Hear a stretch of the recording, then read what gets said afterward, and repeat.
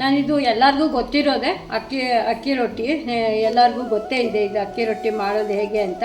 ಮತ್ತು ಈಗಿನ ಮಕ್ಕಳಿಗೆ ಈಸಿಯಾಗಿ ಅಕ್ಕಿ ರೊಟ್ಟಿ ಹಾಗೆ ಹೆಂಚ ಮೇಲೆ ತಟ್ಟಕ್ಕೆ ಬರ್ತಾ ಇಲ್ಲ. ಯಾರೋ ಕೇಳಿದ್ರು ಮಾಡಿಕೊಟ್ಟು ತೋರಿಸಿ ಆಂಟಿ ಅಂತ, ಅದಕ್ಕೋಸ್ಕರ ಇದು ಈ ವಿಡಿಯೋ ಮಾಡಿದ್ದೀನಿ.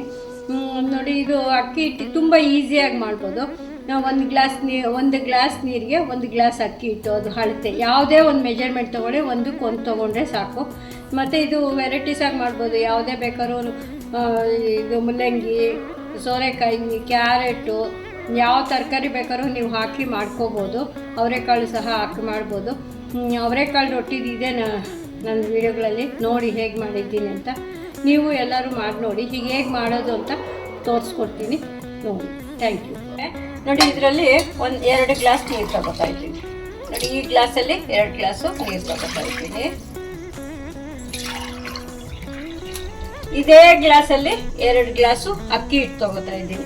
ಬಟ್ ನೀವು ಅಕ್ಕಿ ಹಿಟ್ಟಾರು ತೊಗೊಳ್ಳಿ, ಜೋಳದ ಹಿಟ್ಟು ತೊಗೊಳ್ಳಿ, ರಾಗಿ ಹಿಟ್ಟು ತೊಗೊಳ್ಳಿ, ಯಾವುದೇ ಹಿಟ್ಟು ತೊಗೊಂಡ್ರು ಗೋಧಿ ಹಿಟ್ಟಲ್ಲೂ ಇದೇ ಥರ ಮಾಡ್ಬೋದು. ನೋಡಿ, ಈ ಥರ 2 ಅಳತೆ ತೊಗೊಂಡಿದ್ದೀನಿ. ನಾನು ಇದೇ ಗ್ಲಾಸಲ್ಲಿ 2 ಅಳತೆ ಅಕ್ಕಿ ಹಿಟ್ಟು ತೊಗೊಂಡಿದ್ದೀನಿ. ಈಗ ಅದನ್ನು ನಾನು ಹೇಗೆ ಮಾಡ್ತೀನಿ, ನೀರು ಚೆನ್ನಾಗಿ ಕಾಯಲಿ.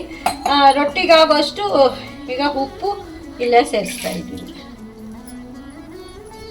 ಚೆನ್ನಾಗಿ ನೀರು ಈ ಥರ ಮರಳ್ತಾ ಇರಬೇಕು ನೀರು. ಈಗ ಸ್ವಲ್ಪ ಜೀರಿಗೆನೂ ಹಾಕ್ಬೋದು. ಒಂದು ಸ್ವಲ್ಪ ಜೀರಿಗೆ ಸೇರಿಸ್ತಾ ಇದ್ದೀನಿ. ಈಗ ಅಕ್ಕಿ ಹಿಟ್ಟು ನಾನು ಅದೇ ನೀರು ಯಾವ ಅಳತೆ ತೊಗೊಂಡಿನೋ ಅದೇ ಅದರಲ್ಲಿ 2, ಒಂದಕ್ಕೆ ಒಂದು ನೀರು, 1 ಅಕ್ಕಿ ಹಿಟ್ಟು. ಈಗ ಇದು ಹಾಕ್ತಾ ಇದ್ದೀನಿ. ಈಗ ಸ್ಟವ್ ಆಫ್ ಮಾಡಿದ್ದೀನಿ. ಆಫ್ ಮಾಡಿಬಿಟ್ಟು ಚೆನ್ನಾಗಿ ಕಲಿಸ್ಕೋಬೇಕು.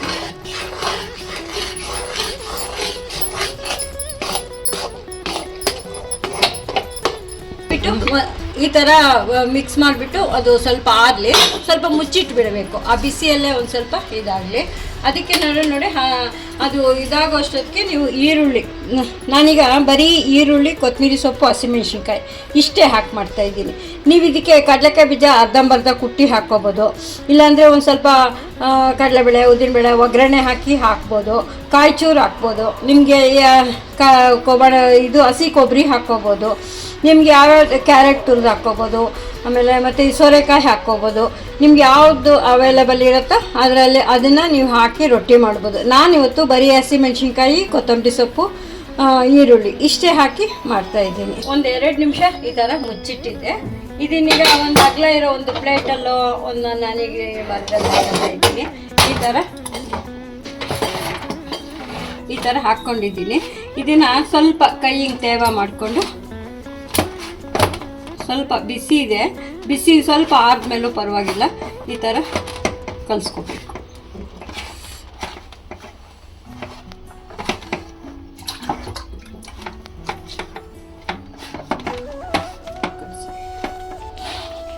ನೋಡಿ, ಈ ಥರ ಕಲಿಸ್ಕೊಂಡು ನೀವು ಇದಕ್ಕೆ ಏನು ಹಾಕ್ತಿರೋ ಅದನ್ನು ಈಗ ನಾನು ಈರುಳ್ಳಿ, ನಮ್ಮ ಮನೇಲಿ ಈರುಳ್ಳಿ ಜಾಸ್ತಿ ಹಾಕಿ ಮಾಡೋದು ತುಂಬ ಇಷ್ಟ.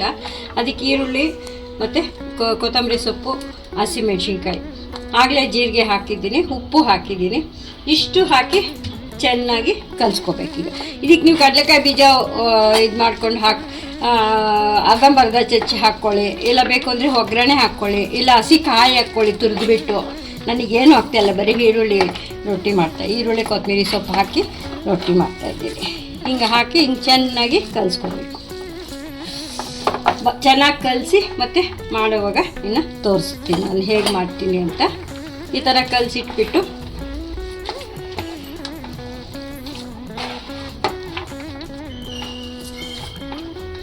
ಮತ್ತು ಸಬ್ಸಿಗೆ ಸೊಪ್ಪಿದ್ರೂ ಹಾಕ್ಕೋಬೋದು. ಕ್ಯಾರೆಟ್ ಹಾಕ್ಕೊಳ್ಳಿ, ಸೋರೆಕಾಯಿ ಹಾಕ್ಕೊಳ್ಳಿ, ನಿಮ್ಗೆ ಯಾವ್ದು ಮನೆಯಲ್ಲಿರುತ್ತೋ ಸಬ್ಸಿಗೆ ಸೊಪ್ಪು ಹಾಕ್ಕೊಂಡು ಮಾಡಿದ್ರು ಅದು ಚೆನ್ನಾಗಿರುತ್ತೆ, ತುಂಬಾ ಚೆನ್ನಾಗಿರುತ್ತೆ.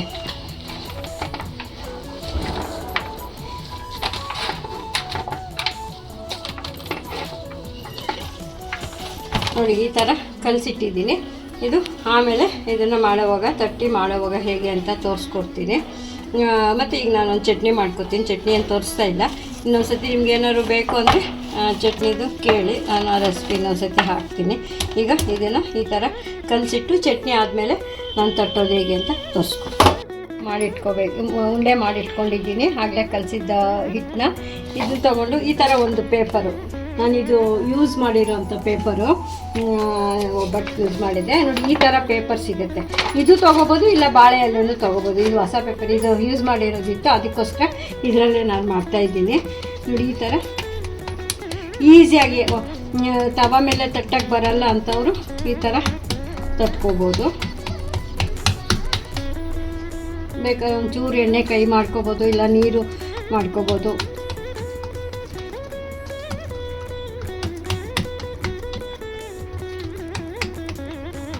ನೀವು ಹಸಿ ನೀರಲ್ಲಿ ಅಕ್ಕಿ ಹಿಟ್ಟು ಕಲಸಿ ಹಂಗೆ ತಟ್ಟಿ ಮಾಡ್ಬೋದು. ಅದು ಈರುಳ್ಳಿ ಹಾಕಿದ್ಮೇಲೆ ಸ್ವಲ್ಪ ನೀರು ಬಿಟ್ಕೊಂಡ್ಬಿಡುತ್ತೆ. ಈ ಥರ ಮಾಡಿ ನೀವು ತಟ್ಟೋದ್ರಿಂದ ಈರುಳ್ಳಿ ಎಷ್ಟೊತ್ತು ಬೇಕಾದ್ರೂ ನೀವು ಇಟ್ಕೋಬೋದು, ಮಾರನೇ ದಿವಸಕ್ಕೂ ಇಟ್ಕೋಬೋದು, ನೀರು ಬಿಡಲ್ಲ. ಮತ್ತು ಯಾವ ತರಕಾರಿ ನಿಮ್ಗೆ ಅವೈಲೇಬಲ್ ಇರುತ್ತೋ ಅದನ್ನು ಹಾಕ್ಕೊಳ್ಳಿ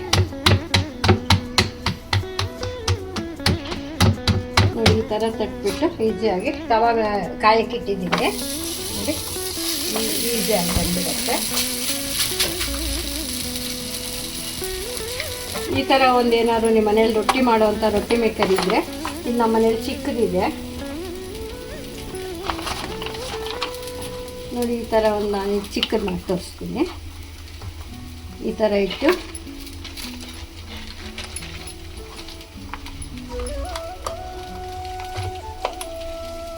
ಜಾಸ್ತಿ ಏನು ಪ್ರೆಸ್ ಮಾಡೋಷ್ಟಿಲ್ಲ.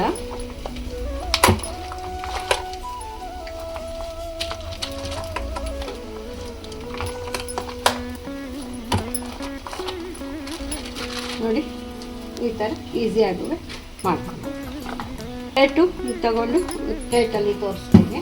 ಒಂಚೂರು ಹಾಕ್ಬೋದು, ಇಲ್ಲ ಬೆಣ್ಣೆ ಇದ್ದರೆ ಬೆಣ್ಣೆ ಹಾಕ್ಬೋದು, ನಿಮ್ಗೆ ಯಾವ್ದು ಅವೈಲೇಬಲ್ ಇರುತ್ತೋ ಅದೆಲ್ಲ ಹಾಕ್ಕೋಬೋದು. ಹೀಗೆ ಇನ್ನೊಂದು ಕಡೆ ಬೇಳೆ ಈ ಥರ ನೀವು ಎರಡು ಬದಿಗೂ ಈ ಥರ ಚೆನ್ನಾಗಿ ಈ ಥರ ಮಾಡಿಕೊಂಡ್ರೆ ತುಂಬ ಚೆನ್ನಾಗಿ ತುಂಬ ಚೆನ್ನಾಗಿ ಅಕ್ಕಿ ರೊಟ್ಟಿ ರೆಡಿ ಆಗುತ್ತೆ. ಮಾಡ್ಬೋದು.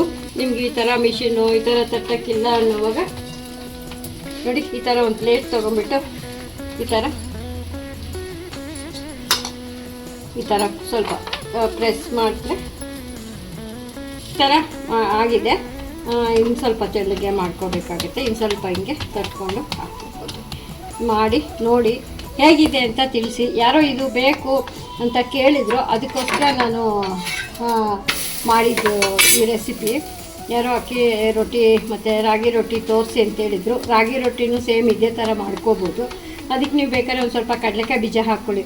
ಹುರಿದಿದ್ದ ಕಡಲೆಕಾಯಿ ಬೀಜನ ಅರ್ಧಂಬರ್ಧ ಮಾಡಿ ಹಾಕ್ಕೊಳ್ಳಿ, ಆವಾಗ ತುಂಬ ಚೆನ್ನಾಗಿ ಬರುತ್ತೆ. ನೀವು ಈ ಥರ ಟ್ರೈ ಮಾಡಿ ನೋಡಿ ಹೇಗಿದೆ ಅಂತ ತಿಳಿಸಿ. Thank you.